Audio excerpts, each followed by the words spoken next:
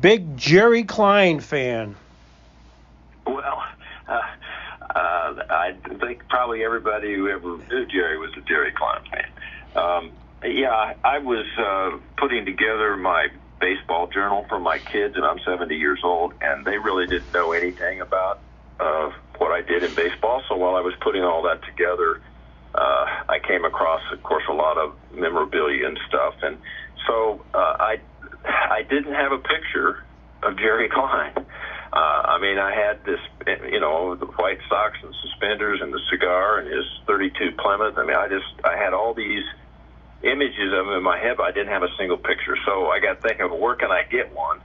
So I started fishing around, and I found the Chicago Sports Hall of Fame, and one of the two numbers wound up being Randy's cell number. So I called him, and he said he had a couple of pictures of Jerry, and he sent them to me. Now, tell me a little bit more about your background and how you ended up with your paths crossing Jerry's. Well, it's kind of a long story, but I was signed.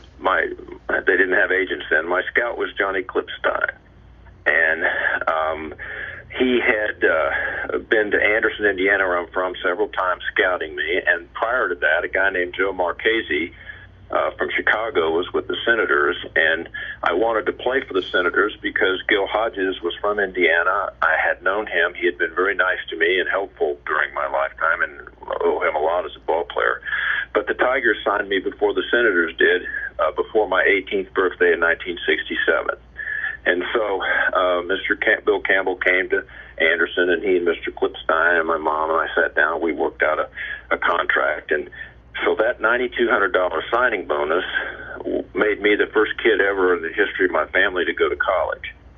So I owe a lot to the Tigers and to Mr. Klipstein and a lot of other people. But anyway, in March of '68, for a special, they had a rookie instructional camp. And so when I got there, at Tiger Town, they put me in, they called it room 28. It wasn't a room. It was just a cubicle. The walls didn't even go to the ceiling. There were some cots in there and some military desks and stuff.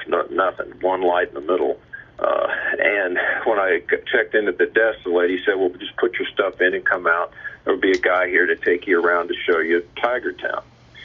So that guy with a golf cart was Jerry Klein. The first guy I met at Tiger Town was Jerry Klein.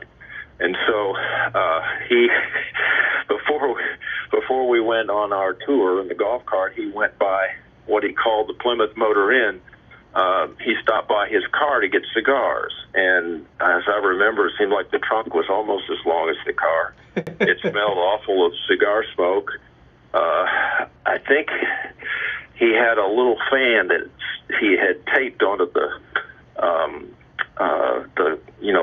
dashboard of his car. I don't know how he rigged it up, cigarette lighter or something. Anyway, I think he lived out of that car. I don't know where he stayed. He stayed somewhere on the grounds. But anyway, so we went to his car. Then he took me on a tour. At the very end, the main runway, there's the hangar. I think it's hangar number 3.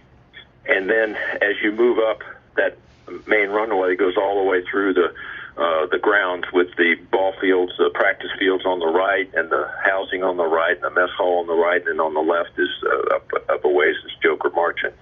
But when we pulled out onto this road, he said this is what some people might call Main Street, but he called it Klein Street. So he took me down Klein Street, and we went in the hangars, and he showed me, the batting cage and the one they use just for films and stuff. So we went in all 3. But and then from that hangar at the bottom, instead, if you don't go straight on the main runway, there's a little, a service road that goes from there, and it goes up in between the hangars on the left and the mess hall on the right and the barracks and all that stuff. So he took me there, and that was whatever the service road's name, he called it Jerry Lane. And he sang a song to the tune of Penny Lane. I don't associate Jerry Klein with the Beatles, but he sang this song, Jerry Lane, because, and if you're familiar with the song, it goes like this. On Jerry Lane, all the coaches carry photographs of all the players in camp that they're supposed to know. And when the rookies come and go, they yell, "You're let go." Jerry Lane is in their legs and in their thighs, and here beneath the blue Lakeland skies is Jerry Lane. From the tower, all the coaches all have megaphones, and they laugh at all the rookies behind their backs. Then they send them to the sliding pit sacks in the pouring rain. Very strange. Jerry Lane is in their legs and in their thighs, and here beneath the blue Lakeland skies is Jerry Lane. So he was always singing or making up something. Let's see.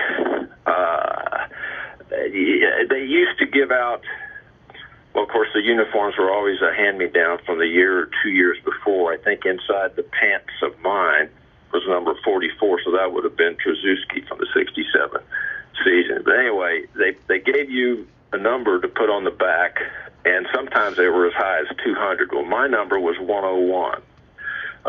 So when we went back to the Plymouth Motor Inn after they had tossed out our jerseys and our uniforms and stuff, he said, "Welcome to Tigertown 101" when he dropped me off, and he said this poem. "Hey, 101, please go back where you belong. The Tigers don't want you because you play baseball all wrong.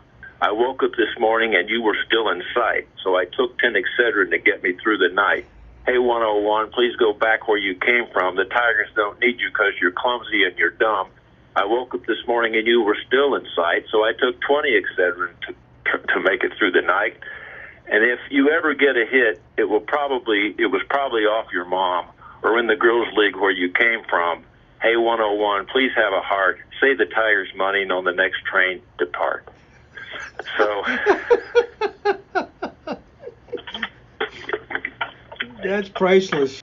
We were coming back from a game on the bus. It was late at night, and there were 2 or 3 what then we used the word colored players. And Lakeland, even though Tigertown wasn't particularly prejudiced, Lakeland was. The laundromat there were colored people weren't allowed. They had 2. The Ritz Theater, I remember, was for whites, and I think it was the Polk. The Ritz was the black, the Polk was the white theater downtown. There were 2 different drive-ins, etc. But outside of Tigertown, it was pretty tough. And so we were coming back one night on a bus. It was really late, and we had to pee. So we stopped the bus at a gas station to get gas and pee, and I guess it was against the law in Florida for black people to use the public restrooms or white restrooms. So we snuck the 2 colored kids around the back to the women's side so that they could go to the ladies' room, and the rest of us went to men's room. Well, whoever owned the gas station saw it and came out and said that we had to pay him, I don't know, $50, some terrible amount of money, or he was going to report it to the police. So we all coughed up our meal money and paid the guy. So the next day, Jerry was the bus driver, or one of the guys driving the bus, but he was the driver that day. I think a guy named Bo Pitt drove something. Anyway, he drove the bus. We didn't have enough money for wherever we were going to go eat, so he stopped the bus, got out of the bus there was a busy intersection. He got out of the bus on the corner, took off his hat, and started singing. I don't remember what he sang because we were in the bus, but people kept coming up and putting money in the hat.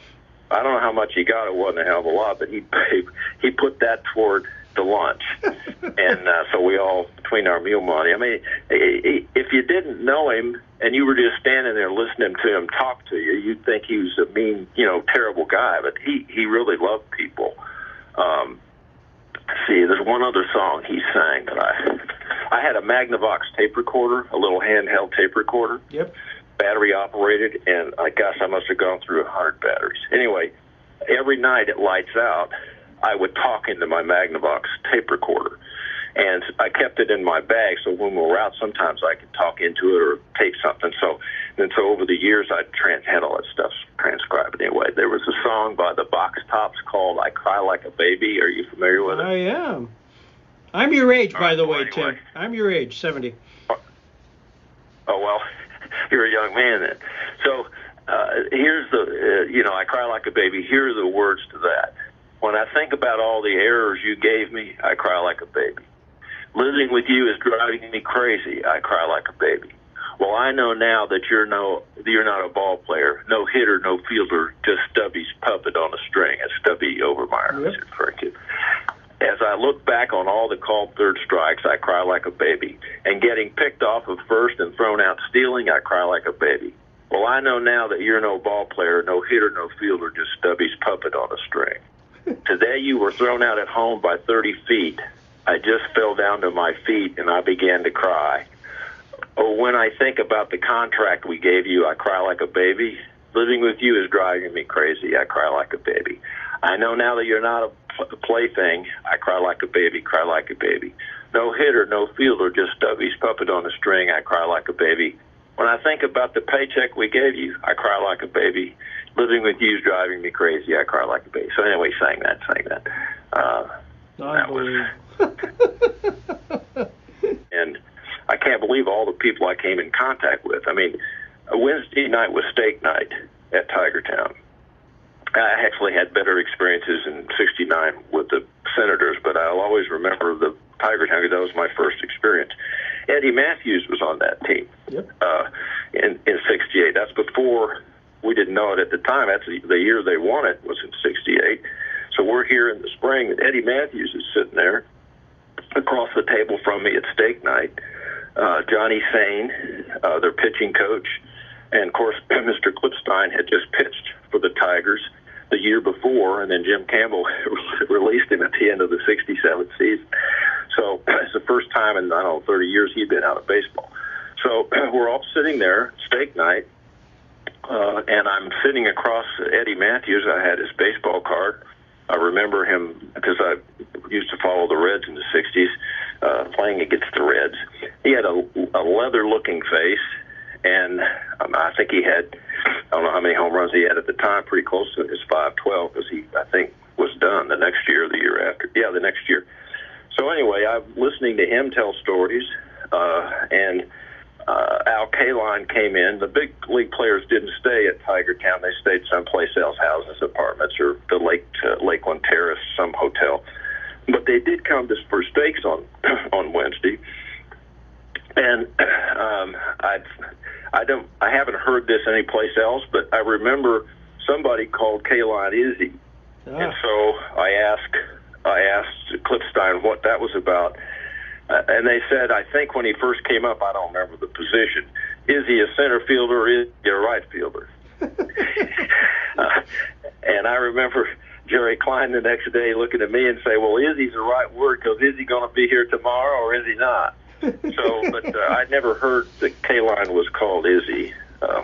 Anyway, I mean, there are a bunch more. I could probably send you some of the Klein stories, but there are so many. From the tower, he was up there, and he came watch, some of the exhibition games. And the one line he said to me is, at 101, you couldn't hit a pig in a ditch. I'm not sure what that meant, but it sounded funny at the time. You're so slow. You're so slow. If you raced a pregnant woman, you'd come in third. And there were several that I had watched. One of them was with Phil Regan. Right. He sang the song that everybody remembered him saying. That was Jerry Klein was the bus driver. I got a song for you, kid, and he sang it to me. And it went like this: if you threw a curveball that broke like a bomb, you must have left it in the league you came from.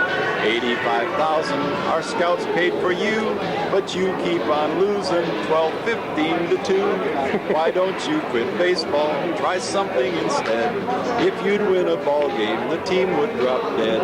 If you're a great pitcher, it's now plain to see you've kept it a secret from me. But you had to see Jerry sing. He had a big cigar in his mouth, and it was a great experience. The worst guy I ever met in baseball. Keep it a secret. If you had a curveball that broke like a bomb, you must have left in the league you came from. 85,000 our scouts paid for you. You keep on losing 12-15 to 2. Why don't you quit baseball? Try something instead. If you're a great pitcher, our team If would you win a drop- ball game, our team will drop dead.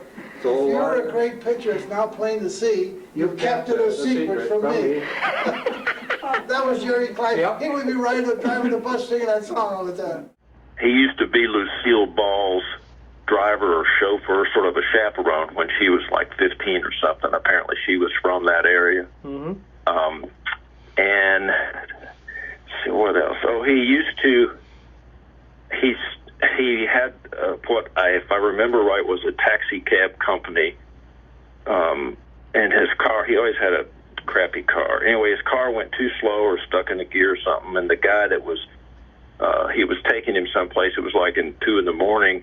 The guy kept hollering at him because he was late and the car wasn't going slowly. Anyway, there was a wreck in the middle of the intersection. It was a big suit, and he got out of the taxi cab business. And then he started a hot stove league in, I guess, Jamestown.